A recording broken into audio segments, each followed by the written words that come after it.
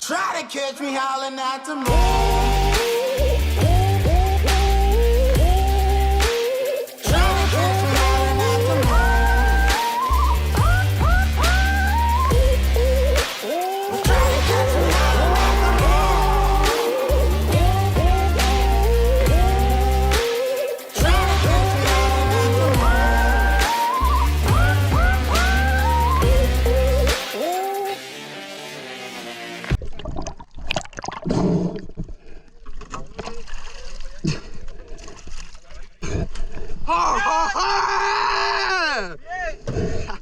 Holy shit!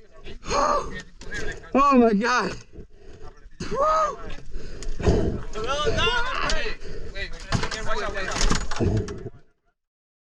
This is spearfishing. Freediving down, shooting and extracting a fish will try not to black out from a lack of oxygen or get eaten by a shark.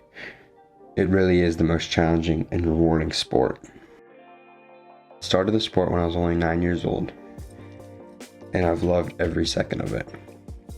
The people, the places, the clear water, and whatever swims up from it. This year, I was lucky enough to dive outside my home waters on a trip to Costa Rica. When people think of Costa Rica, they usually think of the jungle, but I see it completely differently. I think of the tuna. Costa Rica has a very unique tuna fishery. The tuna are massive and follow pods of dolphins to bait balls. Costa Rican fishermen have been following the dolphins to find tuna for years and have become a part of the fishing culture and community. Just because you can find tuna doesn't mean they are easy to land.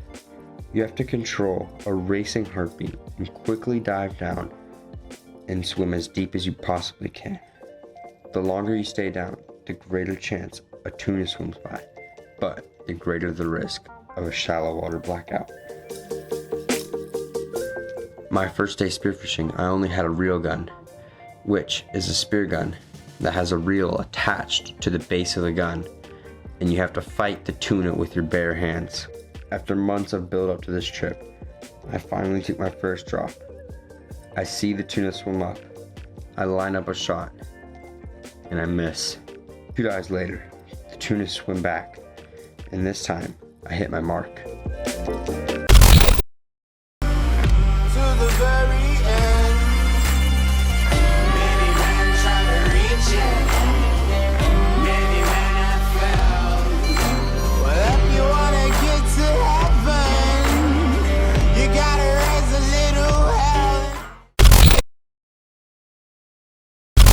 Now that we have enough fish to feed our family, we start going after bigger tuna.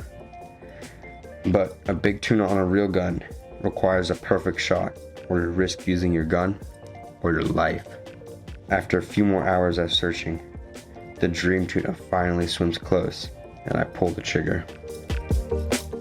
The only way I was able to land this fish was if we fought it from the boat, and lucky for us, we had a really strong boatmate.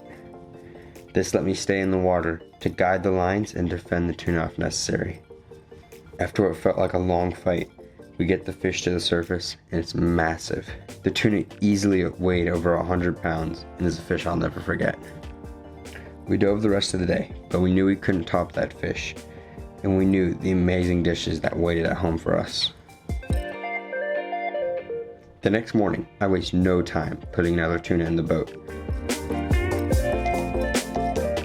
Today, I was able to borrow a float and float line, and it made light work of the tuna. We then switched to searching for mahi-mahi, and quickly found a floating tree loaded with life. My dad didn't waste any time and quickly put some nice mahi in the boat to end our last day of a trip I'll never forget.